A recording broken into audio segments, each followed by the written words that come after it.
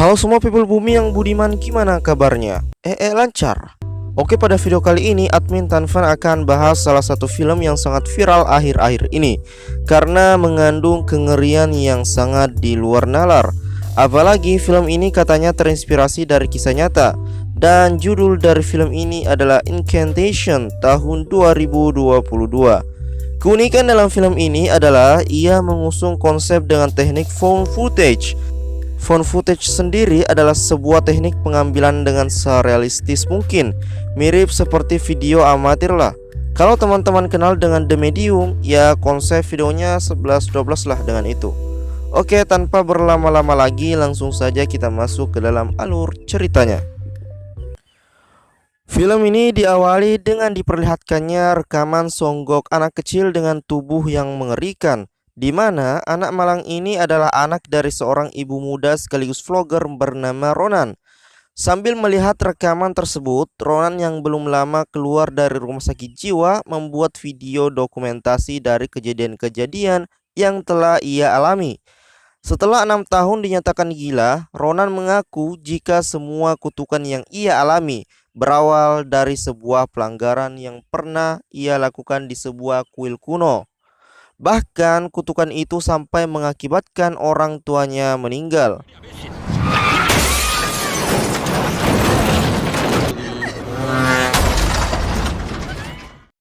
Dari kematian orang tuanya, Ronan akhirnya sadar jika siapapun yang mencari tahu kutukan itu pasti akan meninggoy. Begitupun ketika Ronan memberikan hasil rekaman vlog kuil itu kepada para polisi. Di tengah penyelidikan, para polisi itu pun dipengaruhi sesuatu sampai mereka tewas. Dari rentetan kejadian itu, Ronan pun meminta siapapun yang menonton video ini untuk membacakan sebuah mantra yang pernah ia pelajari dari kuil tersebut. Ronan pun berharap bacaan ini akan memberikan kesembuhan bagi anaknya yang saat ini sedang menderita. BTW, mau ngikutin si Ronan nggak baca mantra? Kemudian Ronan menunjukkan sebuah rekaman ketika ia menjemput anaknya di sebuah panti asuhan. Tak lama kemudian, seorang karyawan panti mendatangi rumahnya. Lalu ia mengatakan bahwa saat ini Ronan masih dalam pengawasan pengadilan. Dan jika sampai Ronan masih berkelakuan aneh, mereka pasti akan membawa lagi anaknya ke panti asuhan. Singkat cerita, Ronan bertemu dengan anak perempuannya yang bernama Dodo. BTW, kalau di kampung saya si Dodo ini cowok bukan cewek ya. Oke, lanjut. Meskipun si bocil tahu ini ibunya, tapi ia masih malu-malu karena baru pertama kali melihatnya semenjak ia melihat bumi. Namun setelah beberapa saat, Dodo mulai terbiasa dan mau diajak ke apartemen baru ibunya. Setiba di rumahnya, Ronan menikmati momen-momen bersama Dodo. Di sepanjang kebersamaan mereka, Ronan terus merekam kegiatannya ini.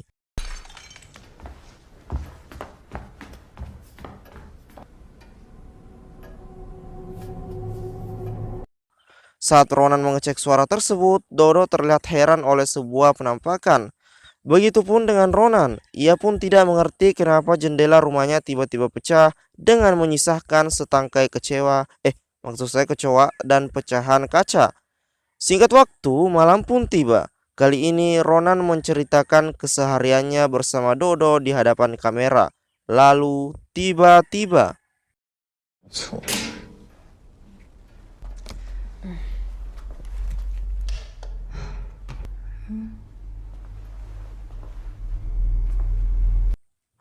melihat keanehan pada kulkas yang menyala, Ronan merasa heran. Apakah PLN sedang gabut atau memang gak ada kerjaan? Sedang gabut.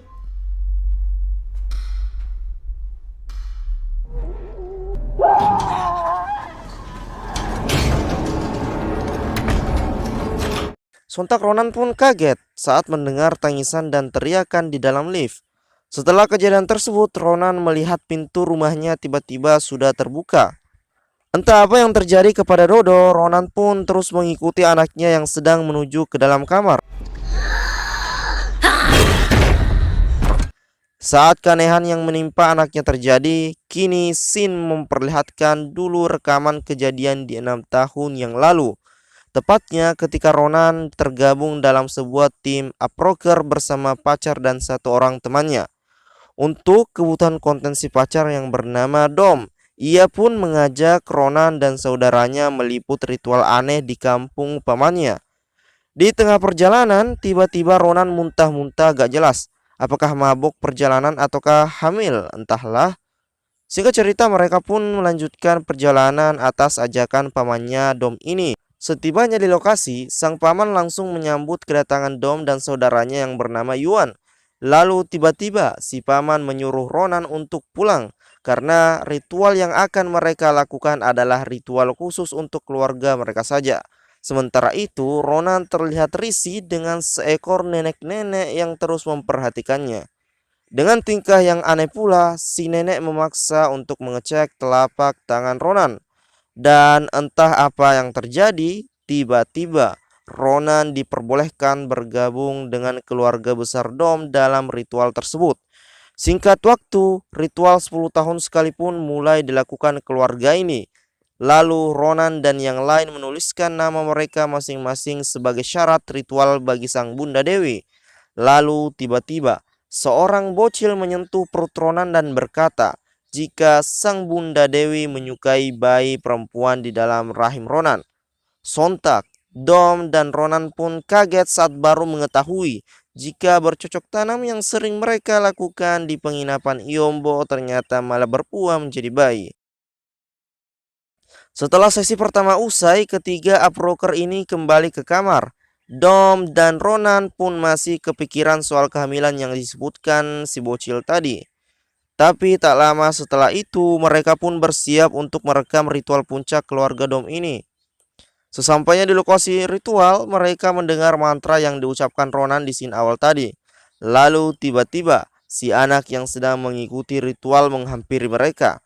Saat si bocil mengajak mereka bermain, Yuan meminta untuk diantar ke lokasi terowongan yang memang menjadi tujuan mereka. Namun entah apa alasannya, si kecil melarang mereka untuk pergi ke tempat itu. Kemudian si bocil mengajak mereka pergi ke sebuah tempat di mana ia biasa bermain. Lalu si bocil meminta jika hanya Ronan saja yang boleh masuk ke dalam tempat ini. Karena penasaran, mereka pun mencoba nurut saja dengan permintaan si bocil. Saat berada di dalam ruangan, Ronan melihat banyak patung yang menghadap ke sebuah simbol aneh. Bahkan ia melihat lukisan sang Bunda Dewi dengan wajah yang tertutupi cairan aneh. Dan tak lama kemudian si bocil menunjukkan mainannya yang berupa seekor kodok dengan ukuran yang besar, lebih besar dari punyamu. Lalu si bocil meminta Ronan untuk memberi makan kodok-kodok ini dengan beberapa helai rambut. Di tengah banyaknya keanehan, Ronan pun merasa heran saat melihat satu telinga si bocil yang menghilang. Lalu si bocil berkata jika telinganya itu sudah diambil oleh sang Bunda Dewi. Belum banyak yang dikatakan si bocil, keberadaan mereka di tempat terlarang ini tiba-tiba diketahui oleh si paman. Singkat cerita, mereka pun dikurung di dalam kamar oleh si paman. Pria ini pun menyuruh mereka untuk pulang saja esok hari. Selang beberapa saat, Dom berniat untuk keluar kamar. Karena sudah penasaran, mereka pun berniat untuk masuk saja ke dalam terowongan itu meskipun memang terlarang. Setelah berhasil keluar, mereka pun langsung menuju lokasi terowongan itu. Tapi di tengah perjalanan, lagi-lagi Ronan mengalami muntah ngidam. Karena sudah terlanjur akan menjadi bapak-bapak, Dom pun akan menamai anaknya ini dengan nama Chen Dodo sesuai dengan marga keluarganya. Setibanya di depan terowongan, mereka menemukan si bocil dalam keadaan pingsan. Namun saat melihat banyak sesajen, mereka pun merasa jika si bocil sedang dijadikan persembahan. Melihat Ronan yang malah mengurusi si bocil, Yuan merasa kesal karena harusnya mereka hanya fokus bikin konten vlog saja. Saat pintu terowongan terbuka, mereka mendengar teriakan-teriakan aneh diselingi tangisan-tangisan bayi. Dirasa ada yang aneh di dalam sana, Dom menyuruh Ronan untuk menjaga si bocil. Sementara ia dan Yuan akan mengecek ke dalam terowongan. Selang beberapa saat, Ronan menemani si bocil yang masih pingsan. Lalu, tiba-tiba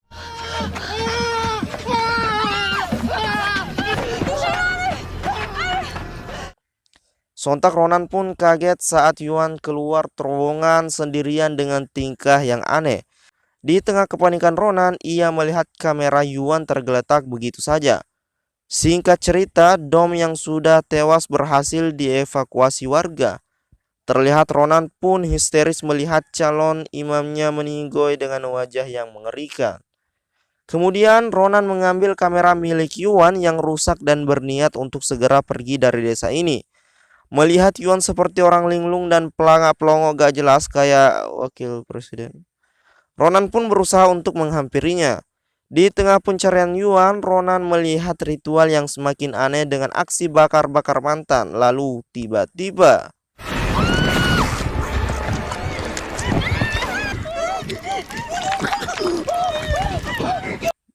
sontak Yuan pun panik saat semua giginya tiba-tiba rontok. Melihat orang-orang menjadi aneh, Ronan pun langsung kabur dari sana. Akhirnya Ronan menjadi satu-satunya orang yang bisa selamat dari desa yang sangat aneh ini. Akan tetapi, keanehan dari kutukan Sang Bunda Dewi terus dialami oleh Ronan dan tak bisa lepas hingga ia pun dinyatakan gila dan mendekam di RSJ selama 6 tahun lamanya. Kembali ke Ronan di masa sekarang, ia pun langsung menunjukkan beberapa rekaman lain setelah beberapa hari tinggal bersama anaknya. Kali ini, Dodo yang berada di sekolah mendapatkan kasus setelah Dodo tiba-tiba menggigit tangan temannya. Terlihat si kepala panti pun berusaha menenangkan Dodo yang masih terlihat aneh. Karena kejadian ini, Ronan langsung mendatangi sekolah dan membawa anaknya pulang. Di malam harinya, Ronan terlihat stres dengan tingkah Dodo yang semakin aneh. Lalu tiba-tiba ia mendengar teriakan Dodo yang menyuruh sesuatu yang gaib untuk turun. Saat menemani Dodo, bocah ini mengatakan jika ia melihat sosok menyeramkan di langit-langit kamarnya. Dirasa cuma halusinasi, Ronan sok-sokan membawa pergi sosok yang dilihat anaknya. Di video lainnya, Ronan memperlihatkan sebuah rekaman ketika Dodo sedang bermain. Itu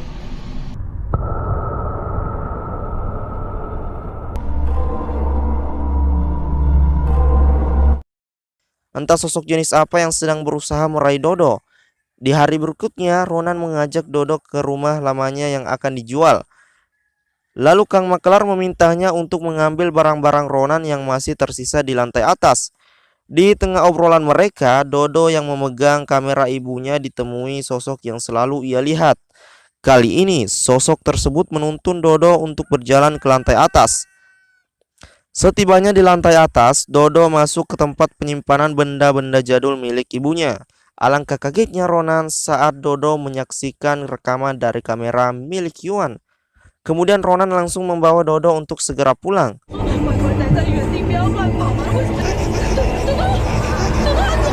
Melihat Dodo tiba-tiba lumpuh, Ronan yang panik langsung membawanya ke rumah sakit. Singkat cerita, Ronan merawat Dodo yang divonis oleh dokter telah mengalami kelumpuhan di kakinya. Keadaan ini pun semakin membuat Ronan depresi berat. Ia pun melakukan segala cara agar kutukan dari masa lalu tidak menimpa anaknya. Perilaku Ronan ini pun akhirnya diketahui pengadilan hingga Ronan pun kembali dianggap gila dan hak asuh Dodo akhirnya dicabut. Ronan yang tidak ingin berpisah dengan anaknya nekat menculik Dodo dari rumah sakit. Dan kali ini Ronan berniat untuk pindah dan membawa barang-barang di rumah.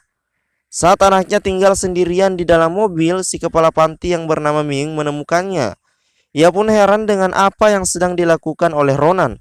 Tapi tak lama kemudian Ronan datang sambil terlihat panik. Rupanya pihak pengadilan sedang mencari Ronan dan juga anaknya. Akhirnya Ming terpaksa membantu Ronan yang terlihat ketakutan. Dan hingga pada akhirnya para petugas pun gagal untuk mendapatkan Ronan dan juga anaknya. Singkat cerita, Ronan dan Ming membawa Dodo kepada seorang dukun untuk membebaskannya dari kutukan itu. Si dukun pun memberikan doa-doa terhadap kamera yang telah menyebabkan Dodo menjadi lumpuh. Saat menjalani pengobatan, istri sang dukun menyuruh Dodo untuk berpuasa selama 7 hari ke depan. Gila sih. Lalu Ronan harus kembali membawa Dodo menuju tempat ini guna melanjutkan ritual tahap selanjutnya. Sontak Ronan pun kaget karena cara itu akan membuat anaknya menderita. Tapi karena ia sudah tak punya cara lain, Ronan pun terpaksa menyetujuinya. Setelah meninggalkan tempat si dukun, Ming yang sudah pulang memberikan pesan kepada Ronan Dalam pesan tersebut, ia mengatakan jika ia sudah mengambil kamera video milik Yuan. Rupanya, Ming yang penasaran berniat untuk menyelidiki rekaman yang ada di dalam kamera tersebut. Singkat cerita, Ronan jalan-jalan bersama Dodo yang sedang menjalani puasa. Ia pun berharap pengobatan si dukun bisa berjalan lancar dan membebaskan anaknya dari kutukan sang Bunda Dewi. Di suatu malam, Ronan yang berada di kontrakan terlihat panik karena anaknya tiba-tiba mengalami demam tinggi. Kemudian ia bergegas mencarikan dokter untuk memeriksakan kondisi anaknya. Karena Dodo belum pernah makan, dokter tidak mungkin memberikan infus ke tubuh Dodo. Lalu ia menyuruh Ronan untuk memberi makan Dodo terlebih dahulu. Keadaan ini pun jelas membuat Ronan bingung. Terlebih lagi karena anaknya sedang menjalani puasa. Lalu Ronan berniat untuk belajar infus demi kesembuhan anaknya. Di hari ketiga, Ronan menyadari jika kondisi Dodo kian memprihatinkan. Ia pun melihat tubuh anaknya sudah dipenuhi bercak-bercak merah. Kemudian Sin memperlihatkan Ming yang sedang ngoprek kamera Yuan. Ternyata kamera tersebut tidaklah rusak, melainkan rekaman videonya sajalah yang mengalami kerusakan. Tapi meskipun begitu, Ming berhasil memperbaiki separuh video itu. Akan tetapi, ia belum bisa melihat keseluruhan hasil rekaman ini. Namun semakin sering ia menonton video tersebut, Ming mengungkapkan jika ia merasa tidak enak badan. Sambil terus memperbaiki video, Ming melakukan browsing tentang ritual yang selalu dilakukan keluarga Dom ini. Rupanya, leluhur Dom merupakan para penganut sebuah sekte sesat dari sebuah kepercayaan, di mana kelompok ini setelah merubah gerakan tangan yang tadinya merupakan simbol keberkahan menjadi terbalik dan memiliki arti kata menyebar. Akan tetapi, Ming belum mengetahui maksud dari kata menyebar ini. Lalu ia terbang ke daerah bernama Yunan guna bertemu dengan seorang biksu senior dan telah mendapatkan banyak informasi. Ming berkata bahwa ia telah memberikan hasil penelitiannya dan video lengkap Yuan kepada Ronan. Tak lama kemudian, Ming seolah merasakan kedatangan sesuatu. Tanpa Ming sadari, penyelidikan yang ia lakukan malah membuat Ming terkena kutukan Bunda Dewi, sehingga ia pun tewas setelah dipengaruhi oleh kutukan itu.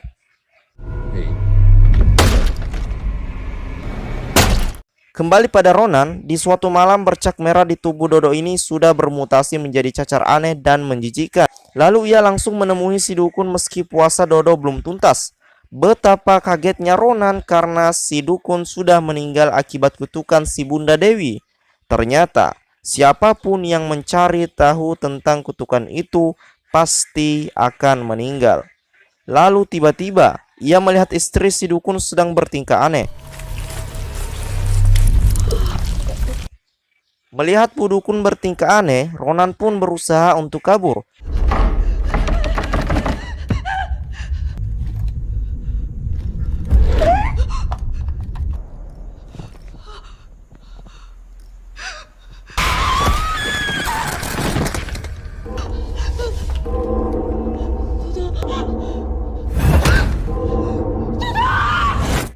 Setelah kejadian tersebut, Ronan pun akhirnya membawa Dodo kembali ke rumah sakit meskipun ia sadar cara ini akan membuatnya berhadapan kepada pihak pengadilan. Sin pun kembali ke masa awal. Kali ini Ronan menjelaskan hasil penyelidikan Ming yang berasal dari sang biksu. Dan menurut Ronan, mantra yang diucapkan di scene awal tadi adalah doa untuk perlindungan. Makin banyak orang yang membaca mantra itu, makin banyak pula berkah dan perlindungan. Kemudian kita melihat rekaman CCTV dari ruang perawatan Dodo. Ketika malam hari, Dodo seolah dituntun sesuatu dan berjalan keluar rumah sakit. Lalu Dodo berhenti di dekat si bocil yang dulu tinggal di desa terkutuk itu dalam keadaan pingsan. Keberadaan si bocil ini pun langsung gempar diberitakan di media, terlebih karena di tubuh si bocil dipenuhi dengan tulisan-tulisan dari kitab kepercayaan sesat. Setelah berita beredar, Ronan pun mendatangi rumah sakit tempat si bocil dirawat. Lalu Ronan mengambil telinga si bocil yang tersisa untuk ia persembahkan kepada sang Bunda Dewi. Di mana semua ini dilakukan karena Ronan sudah kehabisan cara untuk menghentikan kutukan itu. Kemudian Ronan menunjukkan rekaman video Yuan 6 tahun yang lalu ketika memasuki terowongan. Dari sesajen yang terlihat, Dom dan Yuan masih merasa yakin jika terowongan ini adalah tempat pemujaan. Saat suara-suara aneh mulai terdengar, mereka pun berusaha untuk mencari dari mana suara itu berasal.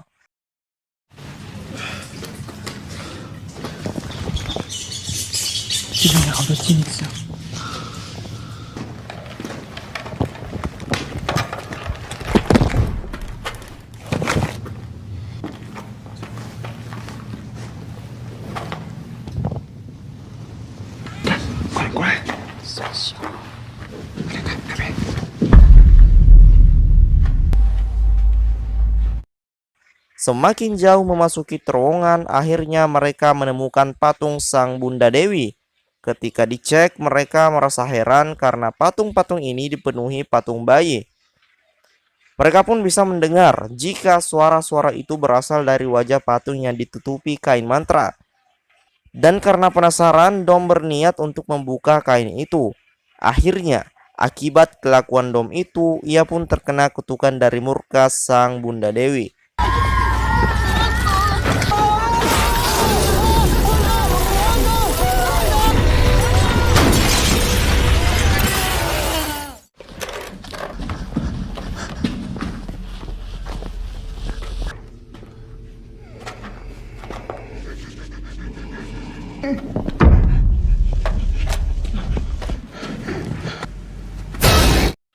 Betapa kagetnya Yuan saat melihat wajah Dom tiba-tiba sudah rusak.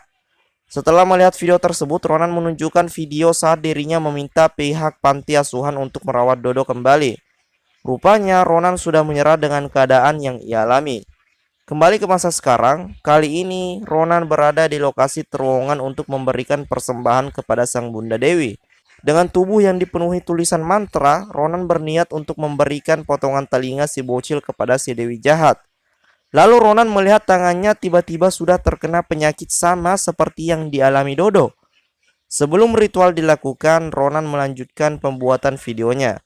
Lalu ia menyuruh siapa saja yang melihat video ini untuk kembali membaca mantra yang pernah ia beritahu sebelumnya. Setelah beberapa saat, Ronan menunjukkan sebuah video percakapan sang biksu.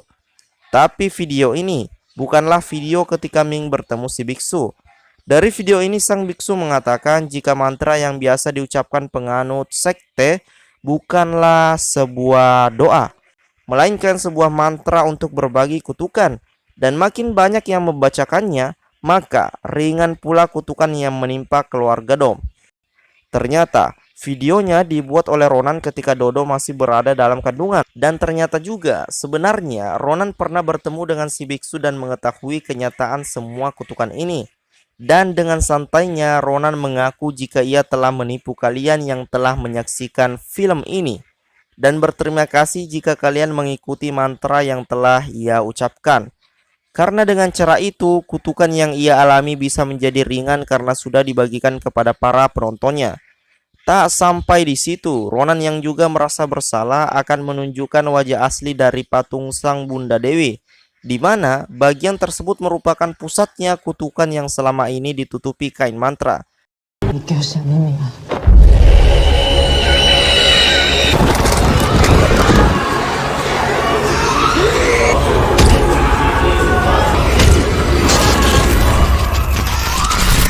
Akhirnya, Ronan pun menyerahkan jiwanya sebagai usaha terakhir untuk kesembuhan anaknya. Beberapa waktu yang lalu, sebuah scene memperlihatkan kondisi Dodo yang kini sudah pulih dari kutukan. Ia pun terlihat bahagia di dalam panti meskipun tanpa kehadiran sang ibu, dan film pun berakhir. Aduh, jadi sebetulnya paman dari si Dom ini menjebak mereka untuk ikut menerima jatah kutukan dari leluhurnya, dan sialnya lagi, Sang Bunda Dewi menyukai bayi yang ada di dalam kandungan Ronan. Dan karena hal inilah Ronan pun terjebak dalam kutukan yang tiada akhir. Dan faktor lainnya adalah karena bayi dalam kandungan Ronan juga adalah anak Dom, jadi ya gitu sih. Hingga dari awal sampai akhir cerita, Ronan berhasil menipu kalian untuk turut menerima kutukan guna meringankan penderitaan anaknya. Jadi buat yang nonton langsung, apakah ada dari kalian yang mengikuti mantranya? Gimana kabar kalian sekarang? Kalau admin Tanfan sih ya masih dengan perasaan yang sama lah. Oke, cukup dululah untuk video kali ini. Silahkan nilai sendirilah filmnya. Terima kasih telah menonton dan sekali lagi jangan lupa cebok.